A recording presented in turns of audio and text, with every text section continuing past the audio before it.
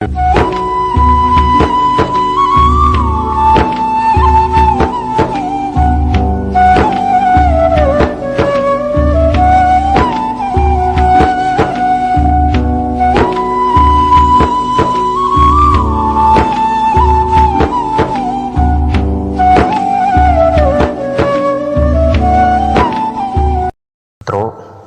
श्री राम, राधे राधे।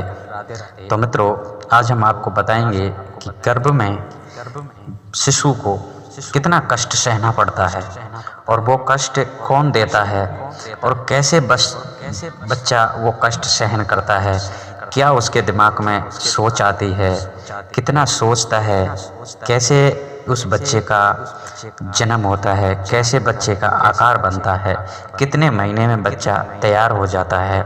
तो मित्रों, ये सब हम आपको इस वीडियो के माध्यम से बता रहे हैं। तो मित्रों, अभी तक आपने हमारा चैनल सब्सक्राइब नहीं किया है तो कृपया हमारे चैनल को सब्सक्राइब कर लें और वीडियो के अंत तक हमारे साथ बने रहें, क्योंकि ये जो हम आपको बात बता रहे हैं ये हमने भविष्य पुराण और गरुड़ पुराण से ली हुई कहानी का सार हम आपको बताने जा रहे हैं। तो मित्रों, जब बच्चा गर्भ में 1 महीने का होता है तब उसका एक छोटा सा भाग बन के तैयार होता है।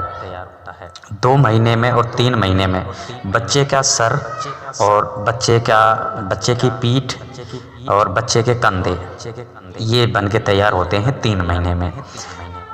4 और 5 महीने में बच्चे के हाथ और पैर बनना स्टार्ट हो जाता है।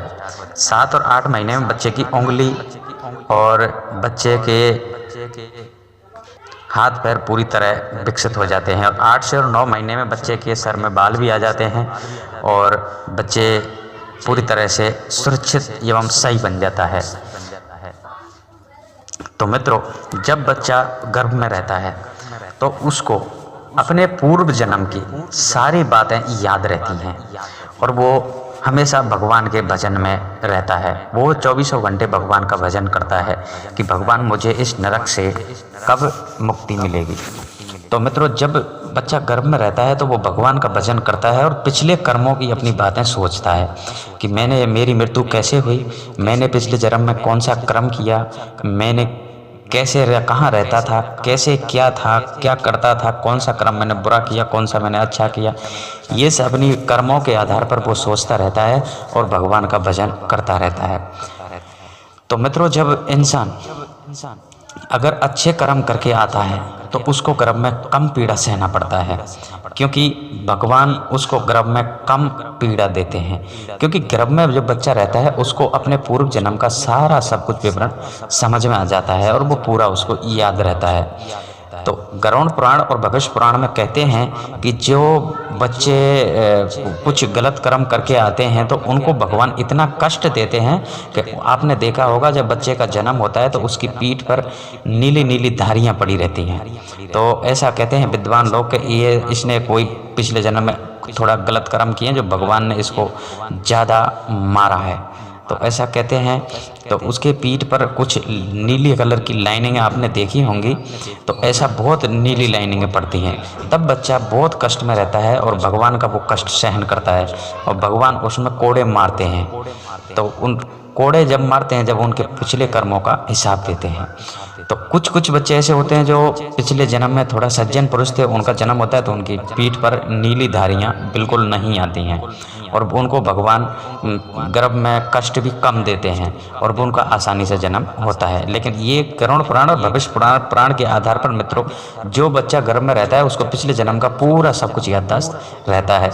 जब बच्चे का मित्रों जन्म होता है तब वो जैसे ही बाहर की वायु उसके सामने जैसे ही आती है और बाहर जैसे ही वो कदम रखता है तो वो सारा सब कुछ याददाश्त भूल जाता है।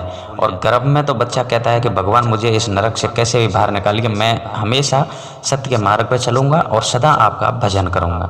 लेकिन जब वो सारी बातें उसको जब गर्भ में याद रहती हैं, लेकिन जैसे ही वो बाहर की हवा ऑक्सीजन जैसे उसके मुँह में जाती है तो वो पिछले का हिसाब किताब पूरा भूल जाता है और वो जैसे ही पृथ्वी पर अपना कदम रखता है और बाहर जो आता है तो फिर फिर वो सब कुछ भूल जाता है, फिर एक नवजात शिशु एवं खिलौने की तरह रहता है। फिर वो जैसे जैसे बड़ा होता चला जाता है तो फिर उसके कर्म ऑटोमेटिक चेंज होते चले जाते हैं। फिर उसको क्या करना है, कैसे वातावरण में रहना है, फिर धीरे धीरे करके वो बड़ा होता है, फिर वो अपने मर्जी का मालिक हो जाता है। तो मित्रों, इस प्रकार से जो इंसान इस जन्म में करता है तो उसको कुछ फल तो इस जन्म में ही मिल जाता है, कुछ पिछले जन्म में भोगना पड़ता है। आधा उसको कर्म है जो गर्भ में बहुत पीड़ा होती है, तो वो पीड़ा भी उसको सहन करना पड़ता है। तो मित्रों, इस प्रकार से जब बच्चा जैसे ही गर्भ से बाहर आता है तो फिर वो जैसे ही रोने की आवाज़ जो उसकी आती है, तो वो रोने की आवाज़ आती है तो वो सारा सब कुछ भूल जाता है। और बच्चा इसीलिए रोता है कि अभी मुझे नरक से मुक्ति मिल चुकी है। तो मित्रों, इस प्रकार से यहीं पर हमारा वीडियो समाप्त होता है। और कैसा लगा हमारा वीडियो कमेंट बॉक्स में हमें ज़रूर बताएं। जय श्री राम, राधे राधे।